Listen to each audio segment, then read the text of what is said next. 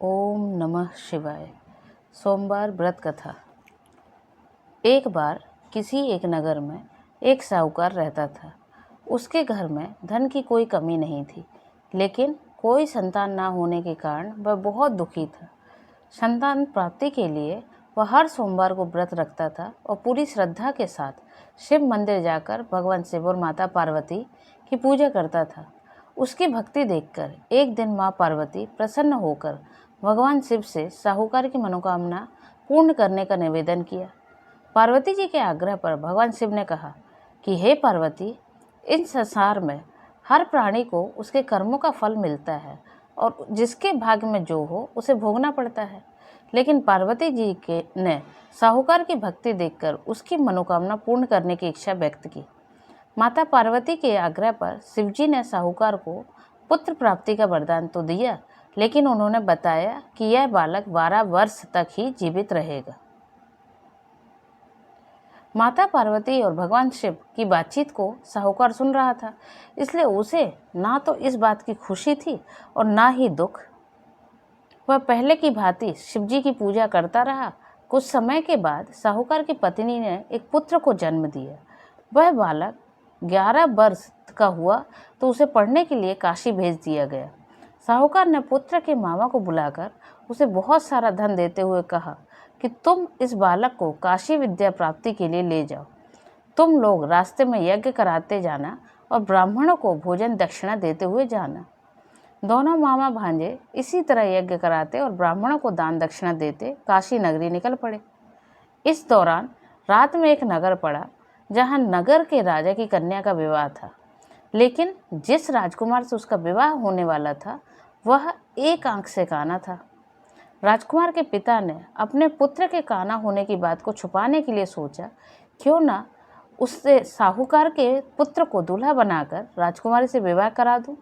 विवाह के बाद इसको धन देकर विदा कर दूंगा और राजकुमारी को अपने नगर ले जाऊंगा। लड़के को दूल्हे के वस्त्र पहनाकर राजकुमारी से विवाह करा दिया गया। साहूकार का पुत्र ईमानदार था, उसे यह बात सही नहीं लगी, इसलिए उसने अवसर पाकर राजकुमारी के दुपट्टे पर लिखा कि तुम्हारा विवाह तो मेरे साथ हुआ है, लेकिन जिस राजकुमार के संग तुम्हें भेजा जाएगा वह एक आंख से काना है। मैं तो काशी पढ़ने जा रहा हूँ। जब राजकुमारी ने चुन्नी पर लिखी बातें पढ़ी तो उसने अपने माता पिता को यह सब बात बताई।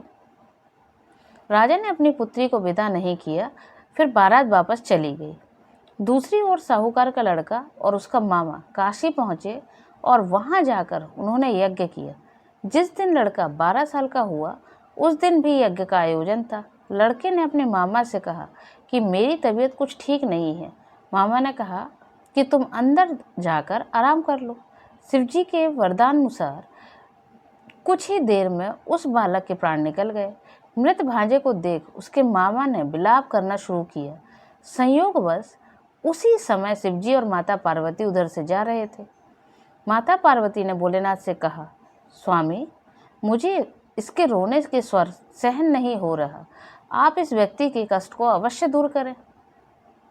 जब शिवजी मृत बालक के समीप गए तो वह बोले कि यह उसी साहूकार का पुत्र है जिसे मैंने 12 वर्ष की आयु का वरदान दिया था। अब इसकी आयु पूरी हो चुकी है। लेकिन मातृभाव से विभोर माता पिता पार्वती ने कहा कि हे महादेव, आप इस बालक को और आयु देने की कृपा करें, अन्यथा इसके वियोग में इसके माता पिता भी तड़प तड़प कर मर जाएंगे। माता पार्वती के पुनः आग्रह पर भगवान शिव ने उस लड़के को जीवित होने का वरदान दिया। शिव जी की कृपा से वह लड़का जीवित हो गया। शिक्षा पूरी करके लड़का मामा के साथ अपने नगर की ओर वापस चल दिया। दोनों चलते हो उसी नगर में पहुंचे जहां उसका विवाह हुआ था। उस नगर में भी उन्होंने यज्ञ का आयोजन किया। उस लड़के के ससुर ने उसे पहचान लिया और महल में ले जाकर उसकी खातिरदारी की और अपनी पुत्री को विदा किया। इधर साहूकार और उसकी पत्नी भूखे प्यासे रहकर बेटे की प्रतीक्षा कर रहे थे। उन्होंने प्रण कर रखा था कि यदि उन्हें अपने बेटे की मृत्यु का समाचार मिला तो वह भी प्राण त्याग देंगे। परंतु अपने बेटे को जीवित होने का समाचार पाकर वह बेहद प्रसन्न हुए। उसी रात भगवान शिव ने साहूकार के स्वप्न में आकर कहा, हे श्रेष्ठी, मैंने तेरे सोमवार के व्रत करने और व्रत कथा सुनने से प्रसन्न होकर तेरे पुत्र को लंबी आयु प्रदान की है। इसी प्रकार जो कोई सोमवार व्रत करता है, यह कथा सुनता है, उसके सभी दुख दूर होते हैं और सभी मनोकामनाएं पूर्ण होती हैं। ओम नमः शिवाय। जय शिव।